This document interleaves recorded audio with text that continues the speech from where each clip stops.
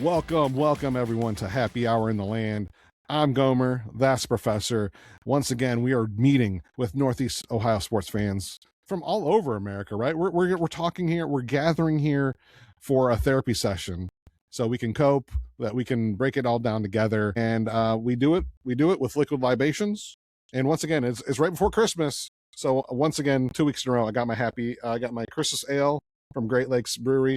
It's a staple once in here in Northeast Ohio. You got to do it. It's Christmas time. It's rare. You got to do it.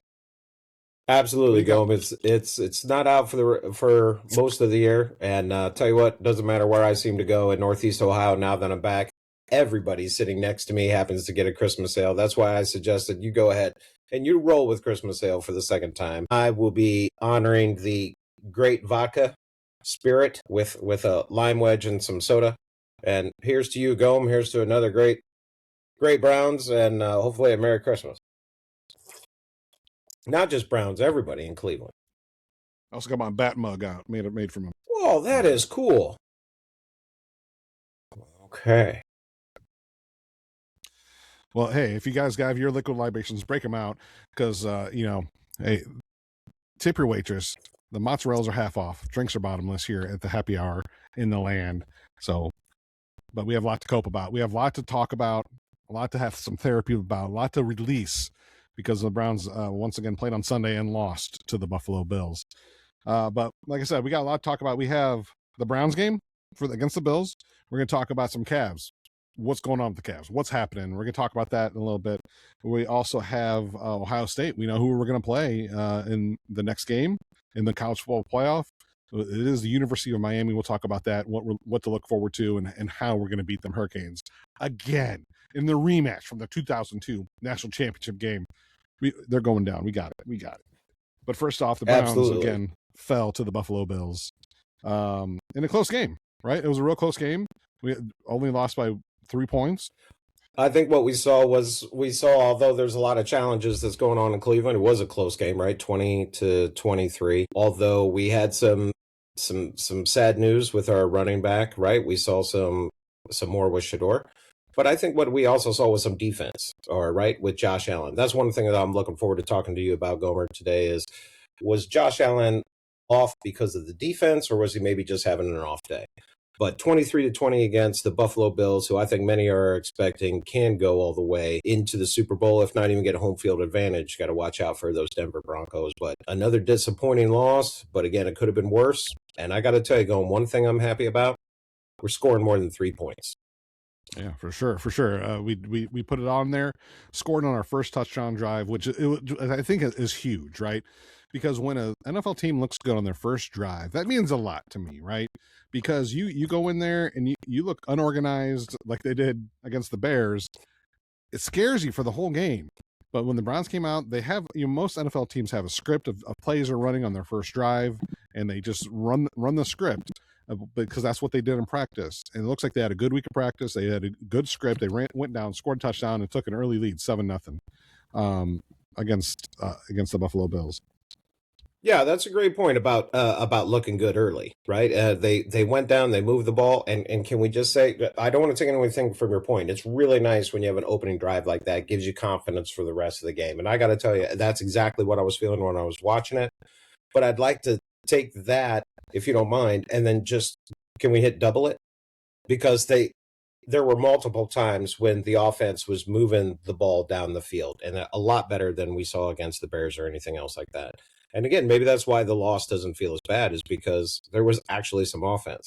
I remember one time going to see one of the games in Jacksonville when the Browns first came back, and they didn't get a first down until the third quarter. And boy, did the Browns section go nuts, right? So I'm just happy to see some good football. And it is disappointing that we lost, but to your point, it was some good football. And hey, Jerry Jeudy actually made that diving catch. So who knows? Maybe there's more hope for the future than we think. Yeah. And of course, the quarterback, right? The general, the field general, leading us down the field. Now, a lot to talk about Shedeur. What I want to say about Shedeur now is that we've seen him for 5.5 games.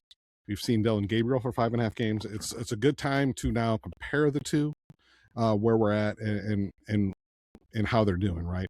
So after 5 games, after 5.5, especially 5.5 games with Dillon, I was ready to say, not the guy. Not the guy. We got to move on. We got to see what we got, and it's time to move on. Now, with this game, I really highlighted it for Shedeur because it was against the Bills. We knew the Bills are going to have a tough defense. He could show some positive things, and I think he did. I love when the offense came out, the short passes, boom, boom, boom. They were efficient. They were quick, and that's what he has to do. He's got the arm to go downfield, but we didn't see that at all in the Bills game. When we take now Shedeur through 5.5 games, we take Dillon through 5.5 games. It's not looking good right now for Shedeur. Dillon's outpacing him in quarterback ratings. He has more touchdowns. He has less interceptions. Right now, Shedeur is kind of falling behind in all those categories. And I'm not saying that Dillon needs to start over him, but I do think now that we're getting through this, it's starting to look like Shedeur may not be the quarterback of the future. And, again, maybe with time he can kind of come into it. But, with the 42 quarterbacks that we've had since 1999, people have been telling me, give the quarterback time, give the quarterback time, give the quarterback time. This quarterback is the quarterback of the future, right? I've told that about Brady Quinn, Derek Anderson, who made the Pro Bowl, Johnny Manziel, didn't even practice or look at plays in his playbook. Baker, the list goes on and on about people have said, this is the guy, this is our QB1.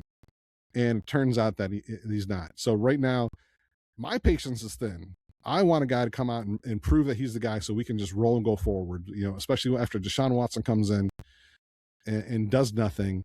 And again, another quarterback that they said, this is the guy. And if he comes in and does nothing, I want a quarterback to look forward to say, hey, this is the guy, and point to him and lead to the future. You made so many great points right there. Boy, it took everything I could to hold back, right? First of all, the points about Dillon versus Shedeur with the statistics, right? I think it's hard to accept that Dillon Gabriel's statistics actually are better than Shedeur's when you look closely at it. And it's so tough to think that when the eyeball test, right? The eyeball test is Shedeur is that just like you started with. He's doing some rollouts. He's doing some quick get the ball out of his hands. And to me, that makes me think of maybe we're just looking at a rookie quarterback who is evolving. And not just the quarterback, but can we say the coaching as well, right? You and I talked about it before. When Baker first got in there, they were so afraid of him getting hurt, right? They had all these running backs who tried to block him, blocks so he didn't get hurt or something like that. What you just said is we saw some more rollouts. We saw a little bit of quicker movement by Shedeur. So by the eyeball test, it looks like Shedeur could be our guy, especially if you give him some more weapons. But you're absolutely right. And again, I praise you, Gomes, for bringing up the fact that statistically, if you look at the statistics, Dillon Gabriel is actually better. And I don't think anybody here is nothing against you, Dillon Gabriel, but doesn't look like the quarterback of the future. And that brings me up to another major point that you talked about is you are frustrated and tired. We all are. I made that motion. I hope all of our viewers caught. I know you did, Gomes, right? I was thinking of the jersey, wasn't I? Right? Going down the list with the jersey and stuff like that. But my main point I want to say with this is when you think of all of those names, the Browns don't seem to be a team that are quarterback developers. So if the Browns are unable to develop a quarterback, then that means you're going to have to get one that's almost, 100% ready to go. And with the Browns having possibly the second or the third overall pick, the question becomes just how much are they in love with that guy from Indiana who had a great game against Ohio State. So I think you bring up great points, right? Number one, Shedeur, the eye test, it looks good, but folks, dig a little deeper, and it's not as pretty as you think. I like to give him some leeway as well, but I applaud Gomer for bringing up the point about the statistics. So do we have a quarterback of the future? Well, that goes down the line of Cleveland quarterbacks. And to me, Gomer, it just seems like we're not developing. Baker, obviously a great quarterback, had to go through some developmental challenges. Sam Darnold, I don't know if you saw him on Thursday night, Gomer, against, that was Seattle, came back against the LA Rams. That was beautiful. Finally seemed like Sam Darnold's getting that, that monkey off of his back. But for the Browns, Gomer, do you see us developing anybody, or do we need that number one pick? Because if we want to develop somebody, the question then comes back to, should we try to develop Shedeur? So lots of things up in the air, Gomer. I'd love to hear your opinion on that. Well, the bigger thing too about Shador is we talk about the eyeball test, and actually I was really impressed with them this last game. Like I said, the shorter passes, the rollouts, it looked good. I think they needed to test deep once or twice, but their offense was running so good with those short little passes. When it came time and crunch time to go deep or throw longer passes, that's when the Browns hit trouble, right? So that's when Shador got sacked on first down, and that's when Shador gets almost intentional grounded. He did intentionally ground at the 1 yard line, and he got sacked on the 4th and 2 before that on 2 consecutive drives. And stuff like that is not something like, again, you want to see out of your quarterback, something that you hope not to see out of a franchise quarterback. You don't see that out of Mahomes, right? Mahomes will scramble out, throw that pass on a dime to somebody. I know he's a rookie, but it's, again, just like when it came down to crunch time, you want your playmakers to take over, and that's just something that didn't happen. But when it comes to the draft, I mean, we're now in the 3rd spot of the draft, and I think I heard the Raiders and Giants play this week, so we're going to move into number 2 position, and especially if it's the Giants at number 1, they're not taking a quarterback with Jackson Dart at the helm. So I think the Raiders might. Yeah, the Raiders might. Yeah. But if the Giants are sitting at 1, we get our pick of the quarterback, and at that point, I think you have to take a quarterback. Whether you think of Shador, you do the Phillip Rivers, Drew Brees situation where you throw one in, and if one does well, you trade the other one. But I think you have to do that if you're 1 or 2 with the Giants, especially if number 1. The quarterback out of Oregon's looking real good. Fernando Mendoza out of Indiana's starting to get some hype. I wasn't too impressed with him against the Ohio State game. He did come on late and did look good late against Ohio State, but we'll see how he performs in the college football playoffs going forward and see. I couldn't agree with you more of how I'm not quite convinced at him. You mentioned the college playoffs. I was just going to say Ohio State defense is no joke. Right. So just the fact that he was able to do that against Ohio State, not that I'm excited that he beat Ohio State, but I think that was one of our worst games. But if I'm hearing you correctly, though, Gome, and I think I am, you're saying that if the Browns, by whatever chance, and possibly it's because the Giants have the first pick and the Giants have their quarterback, if I'm hearing you correctly, you're saying if the Browns somehow have they have the opportunity to pick the best quarterback available, you're saying it doesn't matter, they should just do it. Is that right? You're just saying even if Shador plays well and stuff like that, if somehow the number 1 quarterback falls in your lap at number 2, right? Because you got to think the Giants would be willing to trade that pick, especially with the Jets having quarterback issues, the Raiders being right there. They got that new stadium. But I think that's what I'm hearing, right? You're saying if you have number 1 pick at the quarterback, go. And if that's true, that makes sense. My follow-up question would be then, what if you don't? What if you're that close, right? If you're not in love with Indiana, the guy from Indiana, do you actually try to give up capital to go from 2 to 1? That's my questions to you, Go. No, never. I would never do that. I was still mad about that they traded up 1 pick to get Kellen Winslow back years ago. I hate when I do remember that. That was what, a 2nd round pick, I think, to move up 1 spot, wasn't that? First round. First top 10, right? Wasn't a top 10 pick? Wasn't a 7-8 or something like that? They traded with the Lions and moved up 1 pick. Yeah. Wow. I hate when they trade up 1 pick.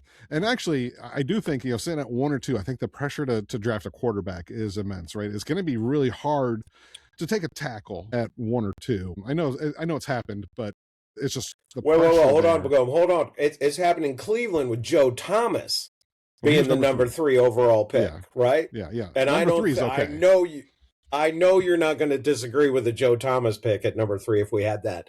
But that being said, I don't think there's a Joe Thomas, right? That was a left tackle, generational left tackle. I don't think there's that in this draft class. From what I understand, correct me if I'm wrong, we're looking at the Miami has got a monster right tackle. And again, if Jack Conklin retires, then hey, man, we need a right tackle. And actually, if they can trade down, I'm always okay for trading down just to get more draft capital, get maybe a little bit more where they can. Because you got to think our first round draft pick, Jacksonville's going crazy right now, and that's going to be late in the first round. That you might even consider that a second round pick. So if you can get another pick later in the first round, it might be worth it. But if you're sitting at 1 or 2, the pressure to take a quarterback just from the league and the fans and overall is usually pretty big. Yeah, that may be a lot of pressure to put on one person that doesn't even have, the ability to handle all of that. But I like the idea of trading and getting more picks. I really do. Especially again if we're not searching for a quarterback. But does that mean that we may be in the exact same position as last year as we are this year and possibly next year? I mean, are we going to go through another year of will Archie Manning come out and is he worth it? What about that, Gomes? There's one for you, right? What we don't know. Archie got a little better, I would say, right? But do you sit there and go, if I'm not getting the first guy, I'm going to try and wait? I think you need a trade partner, though, don't you? Yeah, I know. Well, Arch already said he's going back to school, so he'll be back. He won't be in this draft; he'll be in the next one. So, yeah, do you wait that extra year, see if you can kind of get someone like him, and that's possible too. If you trade down, get another first rounder for next year, kind of do what they did last year, and just kind of move things back. That they might do that, especially if they're, and I don't know if this is the case. If they're in the plan of we're going to keep Stefanski, we're going to keep Barry, we're going to keep things as the way they are, we're going to suck for another year. Let's be good when the dome opens, and just kind of start kicking that can down the road. That might happen. I hope not, but that's a possibility for sure. Yes, and I believe there was it Mary Kay Cabot or somebody reported there was a quote from the ownerships, that Andrew Barry will be making decisions about the Browns in the future. So I think there was a small leak saying that we're not going to get rid of Eric Berry, but Stefanski, I don't know, man. There's a lot of talk about getting rid of Stefanski, and I can understand that, but I'm not really sure I understand it because who are you going to replace him with? And that's, Right. traditionally the Browns are going with, first time head coaches, offensive coordinators, or something like that. Now, luckily, I was with a good friend last night who's a diehard Browns fan. And as I was giving this exact same defense comb, he interrupted me and gave me a name. And brother, I would love to hear your 2 cents on this because you and I have not talked about it, right? Because again, just talked to Mike last night. And what if, Gome, the Browns could land Jon Gruden? I like John. He's over the top, right? But I like him. I think he's great. I know a lot of people at that school up north are trying to push to get him up there to that school, right? And I'm hoping they don't because I do like him. I do like the way he talks to the players, and because you see that a lot with his shows. That's what he does, right? He sits down and talks to them. I think he's a great teacher, especially with quarterbacks. I wouldn't mind that name. I think it's a long shot, of course, but I do like it. Well, did you hear about the quote? Now, I haven't researched this, folks, right? And you should always research before you go into it. But according to my buddy Mike, right? Shout out Mike, is that the quote was from Jon Gruden, quote, "Give me Shedeur Sanders in 2 years, and I'll give Cleveland a Super Bowl." Hey, all right. Bet. Let's go. There it is. Let's go. Let's get Gruden in. So, well, that's really and maybe Jim Schwartz, right? I like Jon Gruden. I like maybe Jim Schwartz, but otherwise, what are we doing here? Let's not get another offensive coordinator, right? We thought Tommy Rees was going to be the second coming. And speaking of that school up north, right? Our offensive coordinator is applying for that head coaching job. Yeah, well, even their offensive coordinator just left too, so there's even that position's open up there as well. Even if they keep what's his name, Biff. Well, lots. I think there's lots of openings in Michigan right now, thanks to some drama with that coach. Boy, what a 24 hours for that guy. But I just wanted to see your reaction on that, Gome, right? What if Jon Gruden, of all people, could come back to Northeast Ohio and lead us to the promised land? Boy, that would be one worth drinking for, wouldn't it, Gome? Oh yeah, for sure. And we'll kind of circle back to it in a little bit later. But I'm not a fan of. I don't mind getting head coaches that are offensive coordinators, but I do not like the head coaches calling plays for one reason or another. I don't like it.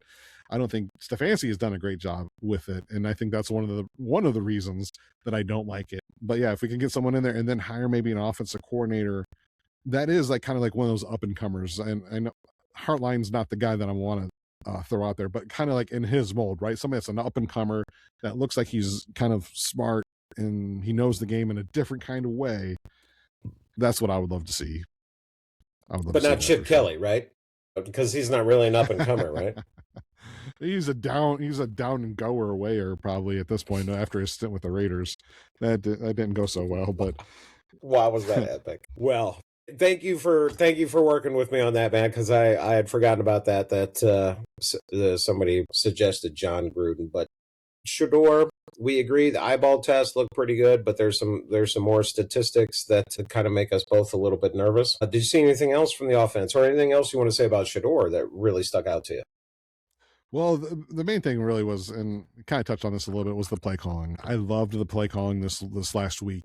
The short passes, and I think that's ultimately what you got to do with a rookie quarterback is the short passes. I mean, he really just did such a good job. He had 20 completions, 14 of them were to a running back or a tight end for 105 yards. So 2/3 of his yards was to a running back or a tight end.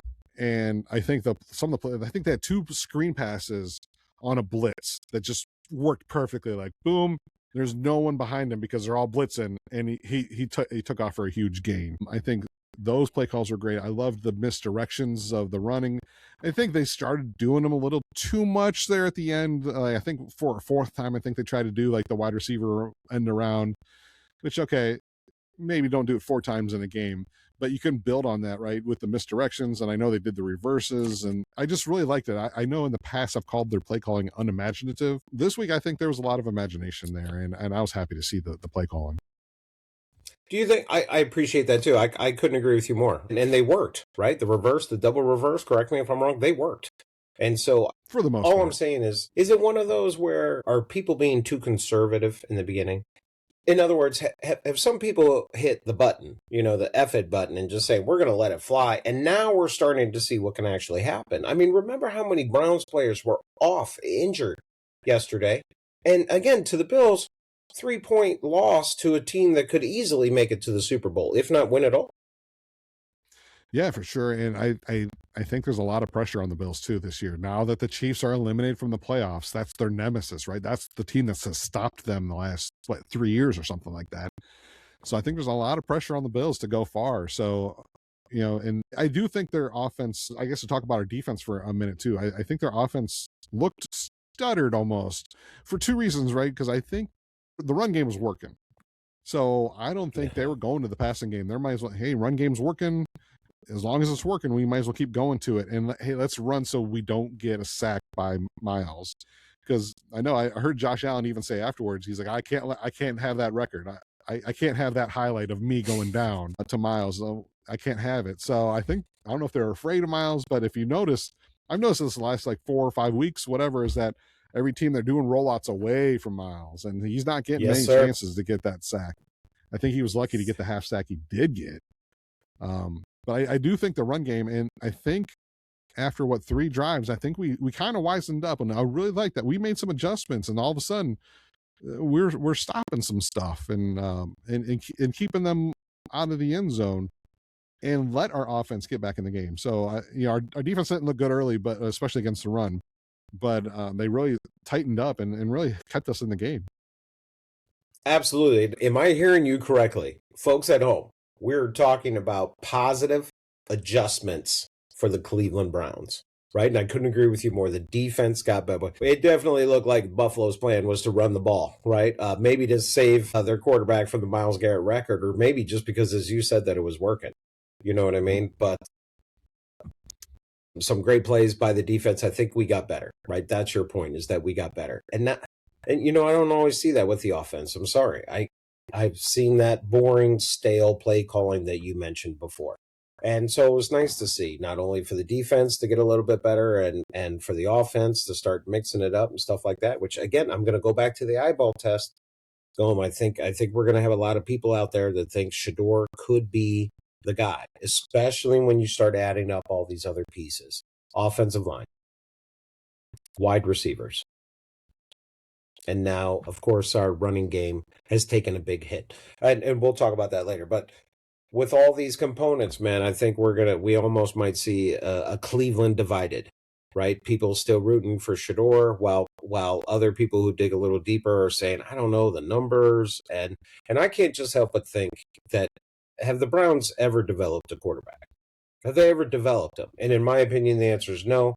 So then, therefore, since Cleveland cannot develop a quarterback, Cleveland, you're going to have to get one that's about as tailor-made, ready to go as possible. That's what they did with the Deshaun Watson trade. It turned out to be a bad trade, but is that what we have to do? We have to make moves to draft or get the 1 in a million possibility of a quality quarterback that falls out of love with their team and hits the open market, and somehow we overbid them. But all of this to say, sorry to ramble, if the Browns are not developmental, does it have to be basically a tailor-made quarterback? And I think it is. So Gomer is the guy from Indiana, that guy. Yeah, I want to see more of him in the college football playoffs. But you talk about the line, and that's a lot of people's excuses when you say Shador's hasn't been producing. It's like, oh well, they're playing with a fourth string offensive line. But the thing is that they're giving him enough time to do something, right? Especially if you know it's fourth strings. You can't hold the ball. And I mean, if you see some of these sacks they took late in the game, he had at least 3 seconds, which is really kind of like a benchmark when you look at a line. They were giving him enough time. I think they're good pass blocking, even being the fourth string. I do think they're good pass blockers. I think they need some help in the run game, but they were giving him enough time, and he just held the ball, and he's not expecting. He doesn't feel the pressure, if you will, until it's too late. And that's the biggest problem I have with him, and especially when you look at like some of the, you said, statistics, expected points per snap. Shador is like one of the bottom ones in the league. He's behind even Dillon Gabriel. So, and we talk about developing quarterbacks. It's the same thing too we haven't developed a quarterback. It's the same thing with the others. Flip the coin too when you say get a quarterback. I remember, and this is going back a long ways, but when the Browns tried to get Jeff Garcia, he was supposed to be that guy. Oh yeah, he's good. He's a veteran. He's going to come in, and then he just blew chunks, right? And then of course Deshaun Watson is another example of a guy coming in that's supposed to be the veteran, that's just a Pro Bowler, right? That just comes out and just smokes everybody, and again just fell flat on his face. So I don't know if there's a right answer when it comes to what kind of quarterback. I'd love to get somebody in here. Like I would really love for Flacco play all year and let these rookie quarterbacks kind of stew and learn, but that wasn't the case this year. Yeah, and then to trade to a division rival. Wow. So yeah, that's interesting. But I appreciate you don't know. I don't think any of us know. I just find it interesting that the Browns don't seem to be able to develop a quarterback. You know what I mean? So then the logical step then is, well, then one's got to be tailor-made, and that's why I was interested in, hey man, are we talking about having the best possible pick at quarterback? And should we go for it or maybe trade down? I got to tell you, we got a lot of time to talk about this one, and we'll definitely be going back and forth. And there's always that wild card out there, right, Gome? Archie Manning. Is it worth it? Well, great points, my friend. Well, you talk about developing too, and I was trying not to say this, but I feel like, because I feel like I've said it enough, and it's one of those where I don't want to live in the past, but I do think Baker was developing quite nicely. And then he had the bad year with the shoulder injury, and that just blew everything up. I'm still mad about that, but it is what it is. We're moving on. But I still miss Baker, and I still root for him. We're tougher for it. We're tougher for it, and Baker is in a good place. And for all of you Baker fans, he's in a better place. He's got Mike Evans. How about that? How about that? You want to throw in what helps a quarterback? How about a superstar wide receiver? And that's really my debate, if you don't mind, right? We've kind of mentioned it before. If you're not going to go quarterback, right? We just talked about if you did. If you're not going to go quarterback, offensive line or wide receiver. Traditionally, right, you don't go super early for a wide receiver. But how bad do the Browns need a wide receiver? Yeah, I think that we need to get at least one. I think the line's the one that scares me the most, but I do think we need to get another wide receiver. I do think Bond's going to come along next. I think he's a good key for the future. I don't know if he's the guy. I don't know if he's the number one wide receiver. I think he was a projected first-round pick before he got those rumors started about him. Maybe second rounder. I can't quite remember. He was a first or second round. I believe it was a first round. I'm sorry to cut you off. I believe it was a first round ago. Please go ahead. No, so I mean, maybe he's a guy, but I'm not putting my eggs in that basket. I'd love to get somebody like you said, Carnell Tate. That's a name that I hear a lot. I would love to throw somebody up there like that. That'd be nice. You hear that a lot because I say that a lot. And you're in Ohio, so I'm sure that you're hearing Tate a lot. I would love to have Tate, but guys, I'm with you. Joe Thomas was third pick, right? The Yeah. New England Patriots, who are having a renaissance, right, got a nice left tackle, and they were rebuilding as well. I'm with you going first, even second round. Give me those big guys in the trenches. And then, maybe you can find a super stud wide receiver in the later rounds, right? Seems like Pittsburgh, right, finds them in the 5th and 6th rounds and so forth, so on like that. But I got to tell you, I'm going to be looking at that. I'm going to be looking at offensive linemen. I'm going to be looking at what is the value for wide receivers. The Browns don't usually pick wide receivers. I think there's pros and cons to that, but by God, man, am I wrong? Besides Bond, I'll give you Bond. I'll give you Bond's got some potential. How about this? How about Jerry Jeudy might be a much more effective maybe slot receiver instead of number 1, right? Make him the number 3, and then maybe he's a little bit more effective. But I don't want to bash too much on Jerry Jeudy. He made a great diving catch on Sunday, and maybe that's his turnaround. I hope so. I'd love to see Jerry Jeudy come back and do something for sure. But I guess for now, we'll take a quick break. We'll come back. We'll talk about the Cavs and their problems. We'll talk about Ohio State and their upcoming games against Miami. This is Happy Hour in the Land. I'm Gomer. That's the professor. We'll be right back. Hey, welcome back to the Happy Hour. I am the Gomer. That's the professor. This is a place where Northeast Ohio sports fans can come, have a therapy session with liquid libations, and get de-stressed about the sports week, right? We need the therapy session for Cleveland sports fans, right? So we got the liquid libations. We're going to talk it out, solve the world problems, and wherever you are, wherever you're listening, wherever you're watching, like, follow, subscribe, hug, whatever it takes to stay in contact with us. Because you know what? I miss you. I want to hang out with you a little bit more. So come on back, like and follow and subscribe. Absolutely. It's good to drink with fellow Cleveland fans. And I've always been saying it, Cleveland fans are some of the best because they understand the stats go. I say that all the time. Give me a Cleveland fan because they'll say exactly why their team isn't winning the championship. Let's put it that way, right? But it's not just anger and fluff, but right, but it's actually specific. So I couldn't agree with you more, man. Glad to be here with you. Glad to be here with you at home, and hopefully you're enjoying some liquid libations with Gomer and I. Yeah, I'm digging it so far. We talked earlier about the Browns, and we talked about everything that went along with the Bills game, but now we're going to talk about the Cleveland Cavaliers. Hey. Man, Cleveland, the last team with the championship, just a couple years ago. It's actually quite a while now, but it seems like yesterday that we won the championship. And with the Cavs, especially after last year's playoffs where they got bounced in the second round from the Indiana Pacers, it really, really felt like that they were going to be the team to beat this year. The Celtics, they lost some players, and it felt like the Cavs were going to be the on top of the East, right? And so far this year, it has not worked out that way. Currently, the Cavs are 15-14 and sit seventh place in the Eastern Conference. So it's not a huge deal, right? 15-14. There's plenty of basketball left, but so it is a little alarming. It is a little alarming that we had 15 wins in our first 15 games last year, and now we're 15-14, almost 500. So it's a little alarming, and I just kind of wanted to throw that out there, like, what's happening? What's going on with the Cavs? So what is going on with the Cavs? Is it going?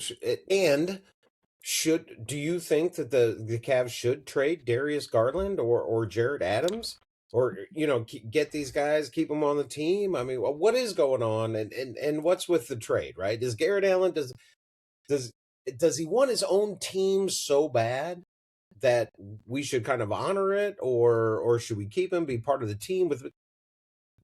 Buddy, go. I'm ready. It's tough. It's really tough to trade anybody at this point, because last year's chemistry was so good, right? I mean, like, I don't want to get rid of Garland. I mean, I think he's the key right now to getting better, because last year the biggest reason why we're not as good is 3-point percentage, right? We were shooting so much better last year with 3-point percentage.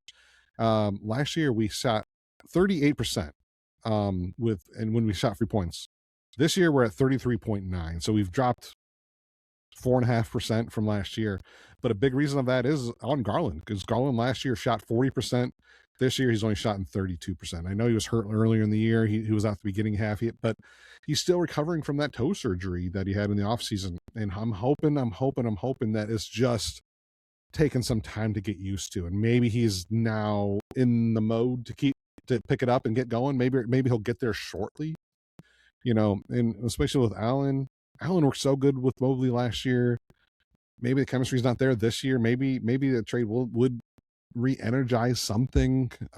It's tough to say. I don't know, but I'd love just to keep them together and keep going. But our shooting's down from 49% to 45%.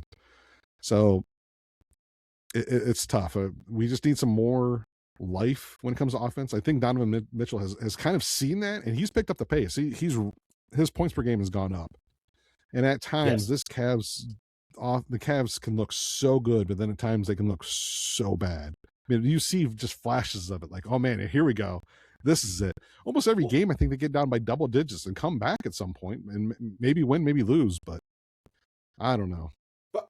Goldman got great points. That's where I was going with it. Thank you so much for reiterating the fact that the talent is there, but do you have the fire, the spark? And that's not always the coach's job. You know what I mean? It's the veterans on the team to try and light the spark. So thank you for mentioning Mitchell. I couldn't agree with you more. 4% down is an absolute negative.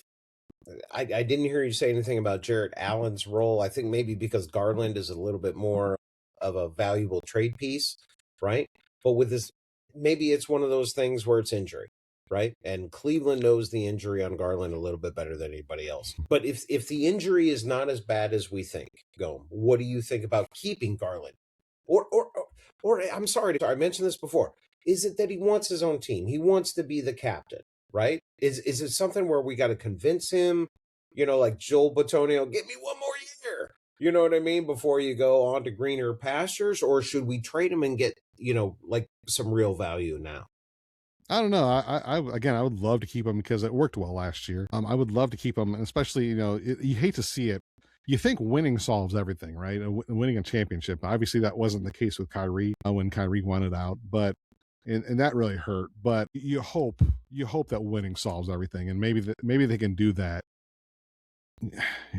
You really hope that they can kind of pull it out at the end. And I'm kind of thinking they got bounced in the second round against the Pacers, and they did have some injuries. So maybe they're just slow playing. This is what I keep hoping for, is that they're slow playing the regular season. Knowing against that is important. Just get into the playoffs, and then you can just make some noise from there. That's what I'm hoping for. So not that much different from Ohio State, right? Which, no conspiracy here, folks, but every Ohio State fan, I think, knows what I'm about to say now, which is first half, we keep it close, but by the second half, we're going to light them up. So is that what you're saying, Gomes? You're thinking maybe in this first half, they're just kind of experimenting with some stuff, and then once we get in the second half, they're going to light them up? Yeah, I certainly hope that's the case. I am hoping that they're just slow playing it.